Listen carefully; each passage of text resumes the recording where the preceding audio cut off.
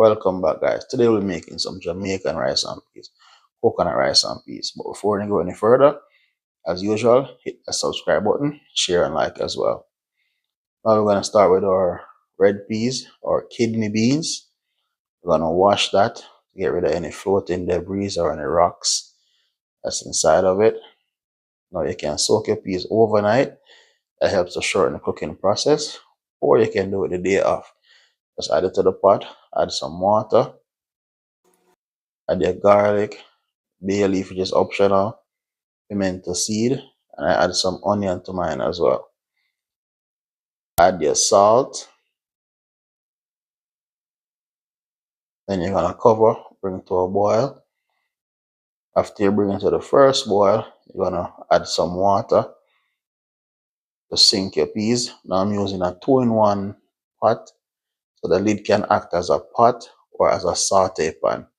So you can put that down on the stove and cook in that as well. Now once you do that, after the first boil, cover and boil it again. As you see, check your peas once it's bursting out the shell and it's tender enough.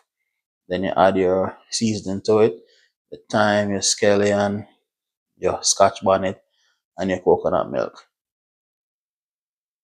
Now you can add butter. Some people are using butter. I add more coconut flavor, which is coconut oil, to mine. Once you do that, cover into a boil. Then we're gonna add our rice. I'm using jasmine rice. Give that a stir so all the rice and the peas is mixed up, so it's somewhat evenly spread out. Adjust your seasoning, cover, reduce your heat, and cook until the rice is tender and done, or until all your water is evaporated. Now be careful you don't burst the pepper in it unless you like the heat. But I like to remove the pepper, thyme, and bay leaf, and then proceed to plating. Hot, nice, and steamy Jamaican coconut rice and peas. You can eat that with any protein of your choice.